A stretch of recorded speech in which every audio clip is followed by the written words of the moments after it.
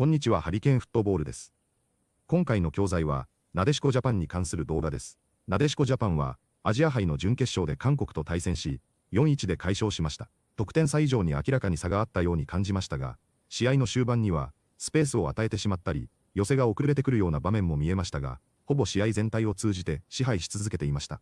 今回扱う動画では、決勝戦で対戦するオーストラリア人のチェンネルで、日本対韓国の試合を振り返りながら、いかに日本が圧倒していたのか、オーストラリアにとって、いかに大変な相手になるのかを話しています。ほぼ完璧にも感じられるなでしこジャパンについて、どのように語っているのか、チェックしてみましょう。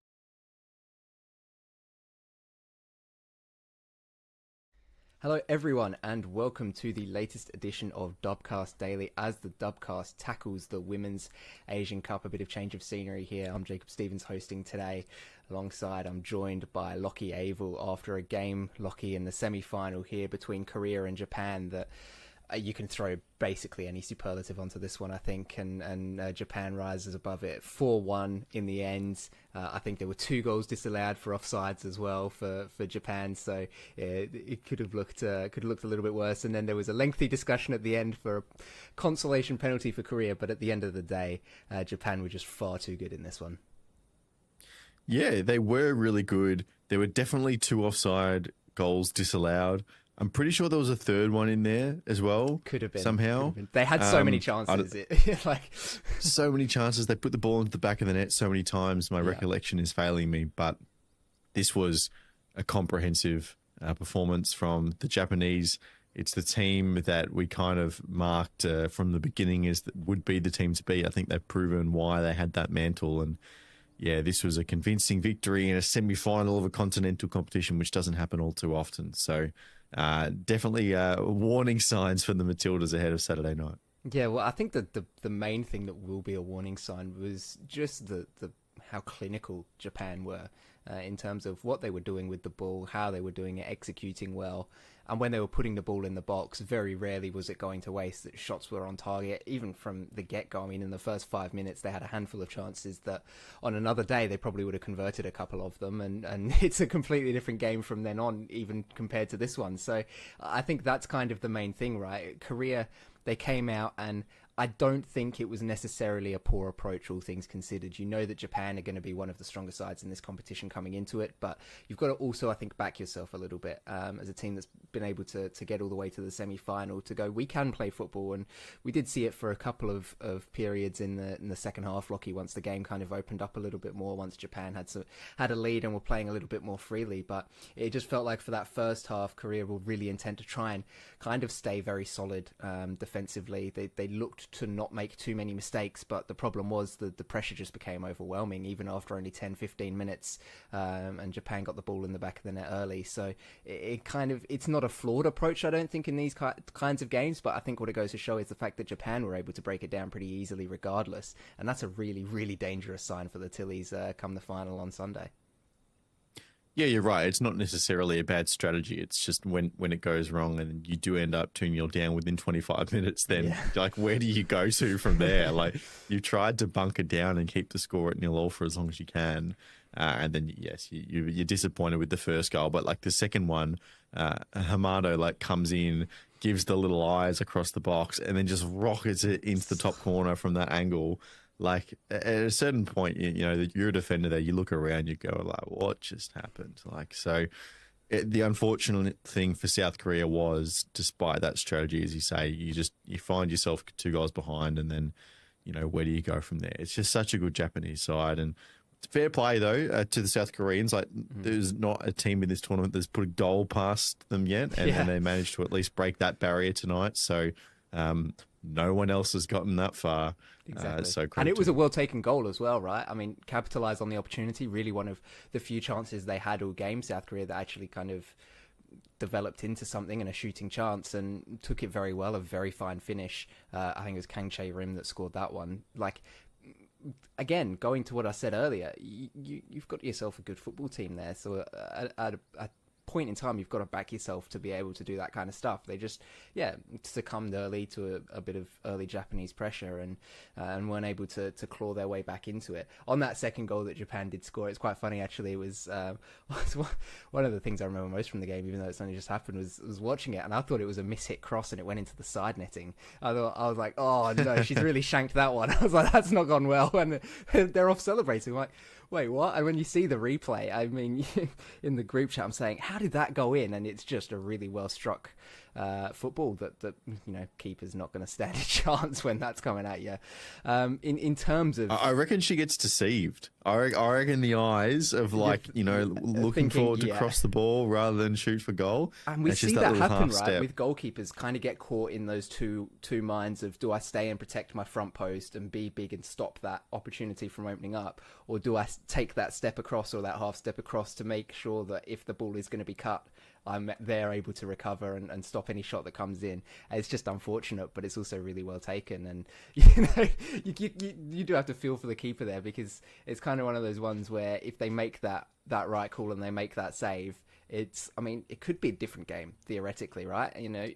Japan don't go 2-0 up super early. Korea maybe get a chance to settle down, get on the ball a bit more, play their football, create some chances to score. But of course, it's that one thing where, you get deceived slightly, you get wrong-footed, and you can't get your arm up in time to stop it. And even if you did, that's going to hurt a lot. That's a stinger. So it's really unfortunate, but it's also, that's knockout football for you, right? It's going to come down to little moments like that are going to open games up. And for Japan, once that happened, they really didn't look back, and they didn't look back from the first minute, to be honest. No, absolutely not. I mean, they could have, what do we say? They put the ball in the back of the net 7 times. Yeah. Could have easily done it 10 times. And maybe, if half of those don't get chalked off by VAR, then maybe they could have had 5 or 6 goals. It's just the way they moved, like particularly the last goal as well. Yeah. Like the super sub Chiba, I know she's made an impact off the bench a couple of times now this tournament, but the way they built it up and just the little like flick-ons, it was down on the near sideline, right on the halfway point, like just little flick-ons in those triangles just to effortlessly glide past those kind of blocks in the midfield of South Korea and, get those overloads and just play simple passing combinations. But when they're orchestrated in a good way, they just look so effortless and it flows down the field, and all of a sudden the spare number is on the far side and she cuts in and scores the goal. It's just, they're such a well-drilled team. I know Nielsen, the coach as well, has seemingly had a big influence. The Dane, he's been the first foreign coach, I think, if I'm not mistaken, of this Japanese women's national side. So he's obviously had a massive impact and got them playing some really, really nice football. He's also got them doing things extremely well, very well disciplined. I mean, you just don't see them making all that many mistakes, particularly in possession. They're so strong on the ball, each individual player, from the goalkeeper right the way up through the outfield, to the point where anybody gets on the ball, they can take it on the half turn quite easily and beat their player. They can hold off any pressure. Passing, every pass was weighted so well. I mean, there were very few occasions where a pass was mishit or overhit or underhit, and the other player had to actually make up some ground to try and get to it. It's such a well-drilled team, and it begs the question, Lockie, of a preview of this will be coming out on the Dubcast later on this week of the final and kind of how the Tillies are going to match up with Japan. But it does beg the question of what can you do to approach a team that is so well drilled that they're going to make very few mistakes, that they're going to be efficient in front of goal, and that they're also going to create a lot of chances, even if you try and sit back and absorb some of that early pressure. It's a big one for the Matildas to have to try and figure out. Yeah, and I don't think the plan of attack will be to sit back. We saw Joe Montemurro after the semi-final, Tuesday night, was as much as it was a great thing to qualify for an Asian Cup final, being very frustrated at points in the game where he felt like Australia kind of just went back into their shell and allowed that pressure to come onto them. If they do that against Japan, I know the other side of the coin is you expand too much and then you leave spaces where you don't want them. But if you just sit back and drop and let this Japanese team come at you, it's going to end poorly. And that's something that can be stretched off pretty much any national team whether it be men's, women's, able-bodied, junior categories, teams against Japanese, Australia versus Japan. Like you have to take the game to them, and really get in their faces and try to, beat fire with fire. So hopefully the Matildas on Saturday night can go out with a bit of their intent and keep the pressure right on them. Because, the longer that game stays in the balance and with the home crowd and building and all pushing towards Australia, if you can keep that pressure on, I think that's a good thing. I think it's also going to be interesting to see from this comparative standpoint of the two teams, Australia and Japan, kind of being in slightly different trajectories in a way. And Paletti pointed this out in the group chat during the game very well, that this isn't even Japan's kind of final target, right? They're treating the tournament with a lot of respect, obviously, and they really want to do well, but their main ambition is a really, really strong performance in the World Cup. And obviously that's not to say that's not the same case with Australia, but there's also a feeling of, I don't want to say inevitability, but it's, a final on home soil. How many opportunities do you get to do that? There's this feeling that there's an opportunity here to do something really special with this Matilda squad, and they're putting a lot of weight into this one. So from that standpoint, do you think that that's something that might give the Matildas just a slight edge? Home crowd, you're playing for, the legacy of a lot of these players as well, is this opportunity to win silverware on home soil. I mean, we did just see Japan press relentlessly into 100 minutes of football against Korea in a game that was already won. So I don't know, maybe it is out of the question, but I do get the feeling that there is a lot riding on this game for kind of what the Matildas have built over these years. Joe Montemurro coming in, his first tournament in charge, of course, and really wanting to just kind of set a foundation of success. I don't know, it feels like that's a big talking point, and it might play into the Tillies' favour. Yeah, I buy into all the positive legacy opportunity for the Matildas. I don't really buy into the it's just the Asian Cup, we want to win the World Cup on the Japan side of things. Yes, they are one of the best football teams in the world. There is no doubt that they will go into next year's World Cup in Brazil really trying to challenge for that trophy. But I don't think it would factor into their mindset at all that this Asian Cup is just a stepping stone. This is a massive deal. It's not like you can just fast forward and get to that World Cup quicker. You got to play the Asian Cup, so you may as well put everything into it and try and win it. But definitely on the Australian side of things, I mean, this is all pointing towards being, if it goes well on Saturday night, the crowning moment for the most impactful generation of female footballers that the country has ever seen and probably ever will see, right? Yeah. Obviously Sam Kerr is the headline name, but there's so many underneath her.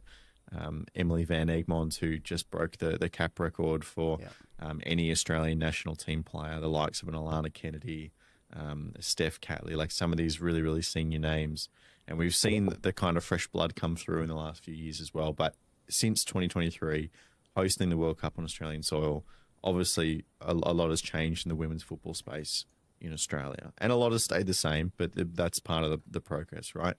But this is, for all the sellout crowds, the 13 or 14 consecutive sellout crowds, for all the fandom that's come with it, for all the success in the semi-final at the World Cup, this team needs a trophy to be able to mark this period, or really, really, really wants a trophy. And having the Asian Cup on home soil is obviously the perfect opportunity to do that. So if that eventuates on Saturday night, that will be the closing of a chapter as much as it'll be just the first trophy under Joe Montemurro. It'll be the end of something and the start of something else if they can get past Japan. And I think that does help them. Obviously, the crowd, the atmosphere, that's all going to play into it. Sam Kerr's on fire, but who knows? It's going to be a nervy Saturday night. It sure will be. And as I said, there will be a preview coming out later this week on the Dubcast previewing the finals. So stick around for that one because I'm sure it's going to be a great conversation. 次は解説です。今回は知っていると便利な表現がかなり多くありましたので、解説も少し多めですが、早速本日の解説をチェックしてみましょう。I think they've proven why they had that mantle and... マントルはもともとマントや肩掛けを意味する単語です。そこから比喩的に役割や責任、肩書きという意味でも使われるようになりました。スポーツでは、優勝候補や本命という評価を表すときにも使われます。例えば、キャリーデンマントというと、その立場や期待を背負っているという意味になります。少しかタイ語ですが、ニュースやスポーツ解説ではよく合う表現です。肩にまとうものから肩に背負う役割へ広がったと覚えると分かりやすいです。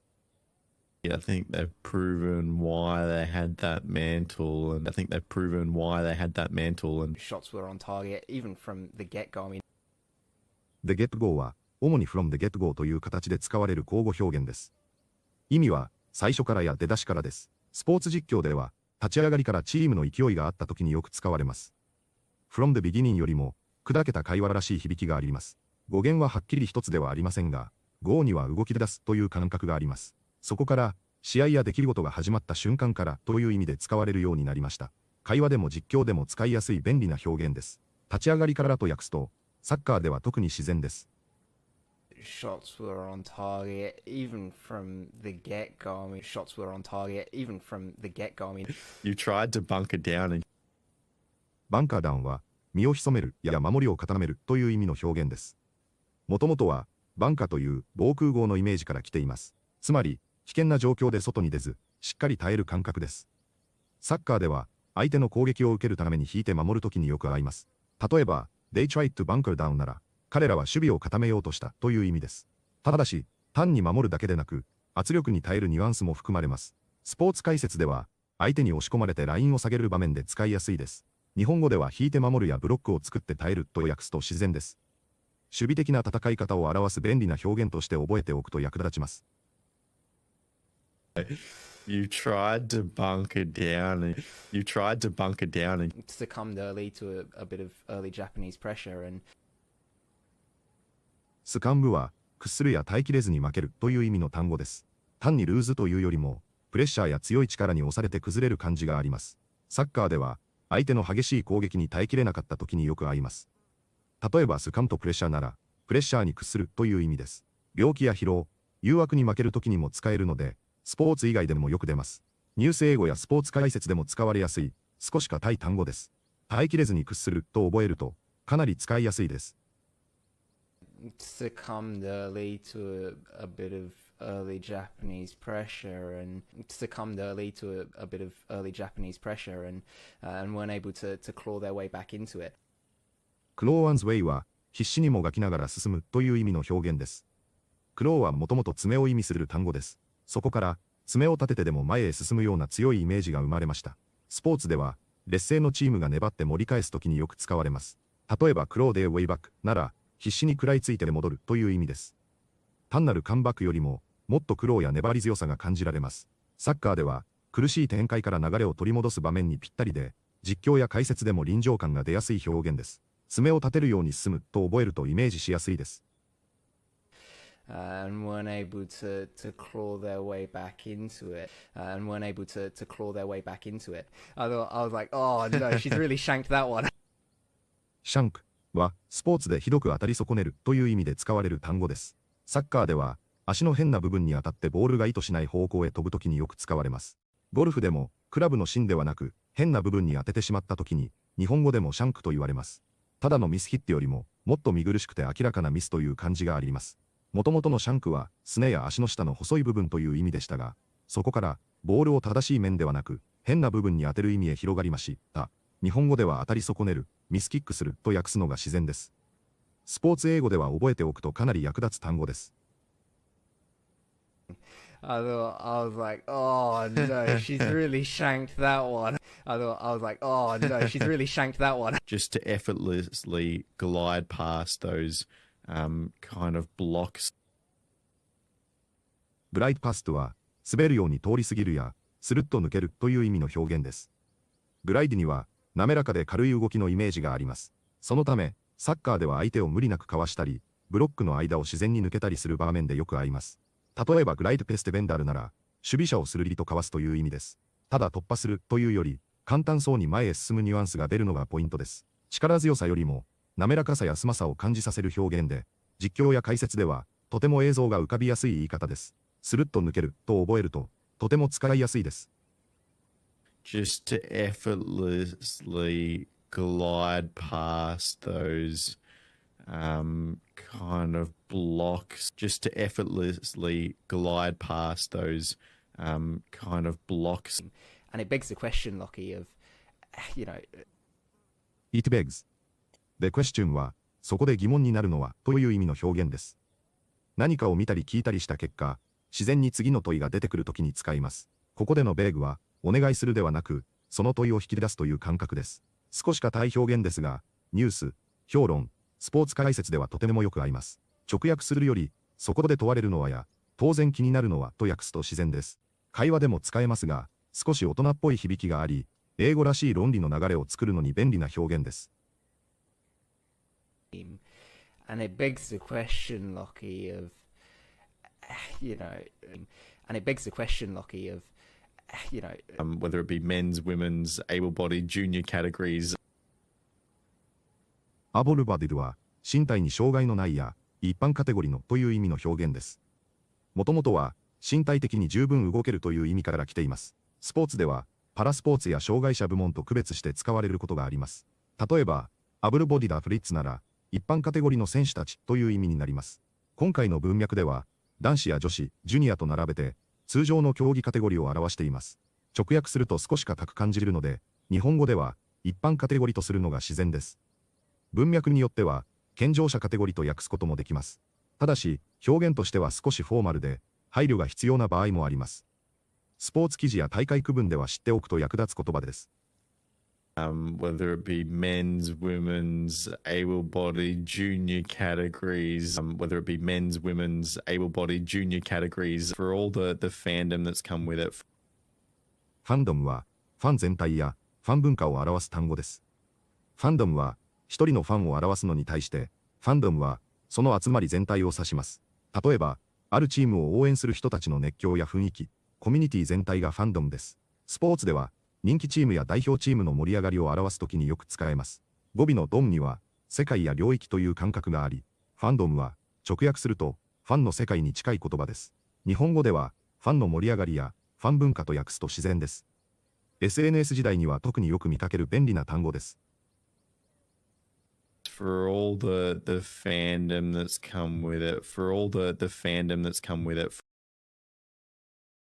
いかがでしたか？なでしこジャパンは、グループステージから圧倒的な強さしか見せれていませんでしたが、この韓国戦でも、あまり変わらないくらい、試合を支配し続け、内容としても結果としても、明らかに韓国を圧倒しました。オーストラリアのチームも、イングランドのウィメンスーパーリーグでプレーしている選手だらけで、クラブ名だけ見ても、かなり強そうに見えますが、それでもう日本を見ると、クラブチームも、控えを含めたスカット全体を見ても、その経験も、将来性しかない若手選手たちも、これまでの戦い方、プレーの内容、結果を見ても、どれを見ても、ほぼ完璧に見えるほど、すべてがうまくいっていたようにも見えます。それでもオーストラリアとの決勝戦は、明らかにより難しい試合になるでしょうし、これまでのような守備の機会がほとんどないような試合にはならないようにも思われますので、より強い相手に対して、それでもどれだけ強さを見せてしまうのか、どれだけ圧倒してしまうのかを、むしろ楽しみにして応援したいと思います。